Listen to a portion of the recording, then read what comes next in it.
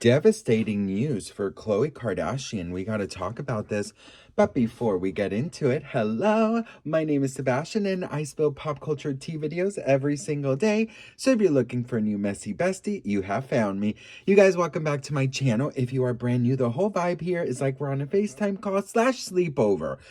I really want to incorporate the sleepover vibes, those sleepovers or those hangout sessions with your girlfriends or just with someone you love, family members, whoever it is, and you're just deep in conversation and having a great time and cozy under blankets. That's the vibe here. But we're in a little sparkly corner of the internet. So yeah, subscribe if you haven't already. Also, thank you to everyone donating to the toy drive. Hang on, girl, my back is itching. Thank you to everyone who is oh, that feels so good. Thank you for everyone who is donating to the toy drive, you guys. I'm so incredibly grateful and thankful.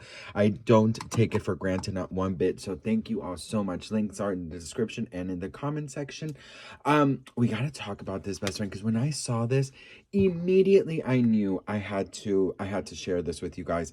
Khloe Kardashian on her podcast recently opened up about something that was so devastating to her, and that was how her ex-husband burned all of her journals. Now, you might be thinking, is that devastating? It is, girl. Okay, check this out. Do I journal? So I used to journal all the time. I haven't journaled in years. I used to love to journal. But so I had a few journals that I journaled literally my life away, and I loved it. And everything was in these journals. And I remember my ex-husband was going through it. He was having a tough time, and he was incredibly paranoid and found these journals that he knew I did all the time and was reading them and just was convinced that I was like taking notes and sending them to the government or something crazy. And he threw all of them into a fire in front of me. And I remember sobbing, tears streaming down my face. And I was like I could remember me on my knees screaming. Like, it was years of my life in these journals, and they meant so much to me. And it was years. And that was the last time I journaled, because I just felt like, wow, that was taken away in a blink. And what was the point? So I do hate that I don't do it anymore, but I also think there's a piece of me that doesn't ever want to risk that could ever happen again. So like, I'm not going to start a journal again and have someone destroy it. So there's many parts of why I wanted to do this video. The first one was, first one being, Khloe went through so much with this man, with Lamar Odom. She went through so much with Lamar. I know that the Kardashians have this love-hate relationship, the public with the Kardashians. I get all of that, right? And I also understand that, they might not be everyone's cup of tea, but I think we can all agree that Khloe Kardashian has put up with so much from her exes.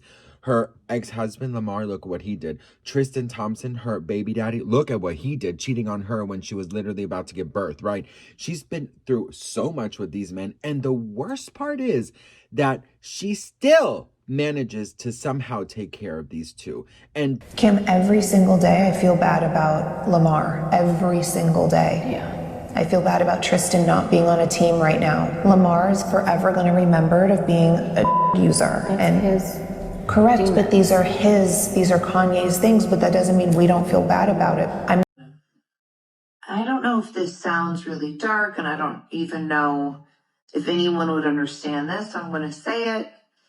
But I feel like I'm equipped with the tools because of what I went through with Lamar. Wow. Who couldn't walk, who was bedridden, who couldn't speak for months. With my ex-husband, when he was in his coma, like some of the doctors were like, he can't hear, like he's brain damaged. And I would play music that I knew he liked, and I would just always talk to him. And then when he was able to talk, he would say, I heard everything you would say. I would try to talk to you. And I was like, I knew it. She still manages to somehow take care of these two and to allow them in her life at some capacity. And that for me is insane. Tristan is always with the family at events. Khloe does everything so he feels, included, and he doesn't feel, like he's not part of the family because of his children. He gets to do the pickups. He lives practically next door to Khloe. In the midst of a paternity scandal, Tristan Thompson is still out there living his best single life. He was spotted out in Milwaukee after a game with a mystery girl sitting on his lap. Clearly, he's not doing much of anything in this photo, but it does come less than a month after his Instagram apology to Khloe Kardashian. In my mind, it is so crazy how much Khloe has actually been through, but also have to be put up with. But I will say this, Khloe, with all due respect, honey, sometimes being that nice means that you are literally like overlooking your own dignity, honey. I'm sorry, girl, but if somebody did what these two did to me, they would never be around me, nor will I ever conversate with them ever again. Now, what Lamar did to her, I immediately connected with. And I'm going to share something I've never shared with you guys before, and that's it's a really sad thing, actually. So I have, since a kid, I've had my altar, right? My altar has images of, the Virgin Mary and Jesus and family members. And I also have like holy water from Rome. I have little statues of little angels that my aunt or my mom have collected for me. So it has my family members, my husband, this and that. Well, now, but back then, years ago, it had what I'm telling you, minus a husband, because we weren't together then, we didn't know each other. So it still has my family, and I have, like I mentioned, the holy water from Rome. So I have that, and I've always had that my whole life. And so something really, I could only like picture, relate to this, because you guys know I always kind of tell you how I relate, but I relate to this about being your stuff just being totally, ruined. I had an ex who knew how incredibly important my altar is. I've had since I was a baby, and that this holy water from Rome was very special to me. Well, he, I guess, in a rage of anger, my holy water was in a little bowl. He used it as an ashtray all night long, you guys. And I didn't know until the next day. And when I went and I saw that the holy water that I've had since I was a kid, basically, had all these floating cigarettes and ashes, I've never felt so, what is the word I want to say, but I've never felt so disrespected and so walked over, vandalized. I've never felt like that in my whole life. And when I saw what Khloe said, I immediately went there, because it's like you feel, you feel you feel completely, you just feel so what is the word? Hang on. I had to ask ChatGPT what the word I was looking for, but it was violated. I felt so incredibly violated. And imagine, that's how, sort of how I relate to Khloe in this, because it was also out of like a anger that he did that, like a jealous type anger, delusional, fucking crazy, suspicious thing that he did, which was so insane to me. But anyways, Khloe just had Lamar on, I think it was last season of the Kardashians, or was it this season? No, it was last season. I don't even remember.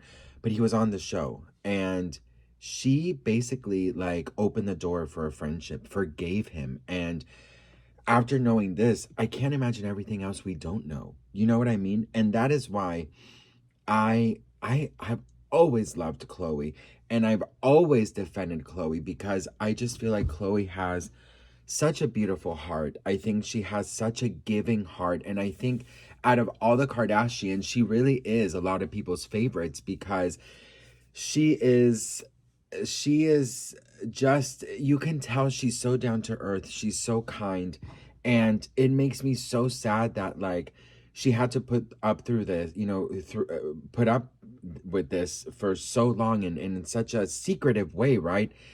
And yeah, so I don't know, you guys, like I just feel like sometimes we just don't really know what's going on behind the scenes. We don't really know what's going on in in closed doors.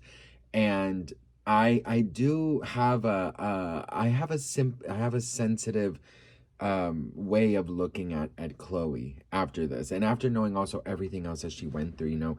Basically Lamar, he overdosed, and that's when he was found in that brothel in Vegas. I think it was Vegas or in LA, I don't remember.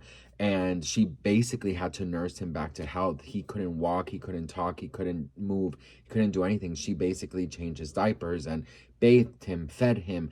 This was after the cheating. This was after all of that. I mean, she literally took her vows to the heart, and to the, strict to the T. I mean, not a lot of people would do that. After you screw me over like you did, you think I'm gonna go and I'm gonna, do all this for you. But it just goes to show what a kind heart that Khloe has. So I really admire that of Khloe.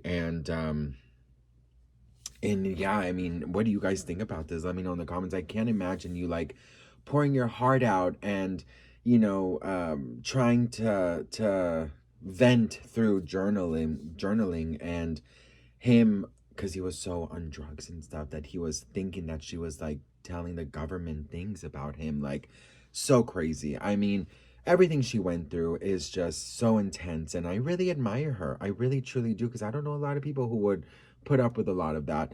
Going back to what happened with me, I never have felt so violated in my life, so disrespected, so belittled, right? Like, this was my treasure, like, and he knew that. And I will never forget, that's when I decided to finally leave him. It took a lot of physical and emotional abuse for him, to do to me, that I still stayed with him. And it was that was sort of like the end.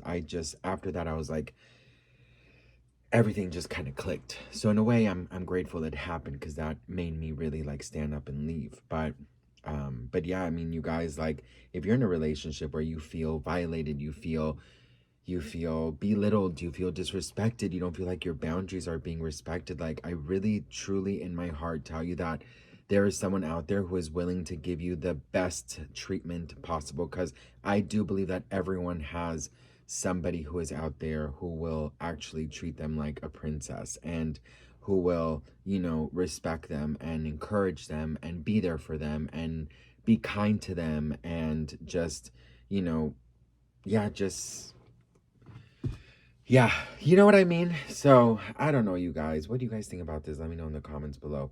I love you all so much. I'm very grateful and thankful for each and every one of you. Please reach out to somebody if you're going through a hard time, because you don't deserve it. And, all these things that they say, like, you provoked this and you did that. No, girl, no. Nobody does anything to provoke physical violence or emotional violence or any of that stuff. So I love you so much. You don't deserve it. And you have to believe that there's someone out there who is just ready to love you like you've always dreamt. So I love you all. I'll see you on the next one. And I'm sorry if this was a very kind of darkish video, but I just felt so compelled to talk to you guys about it now. So I think there's a message in there for everyone to kind of like understand that you are deserving of so much more. So I love you all. Mwah. Bye.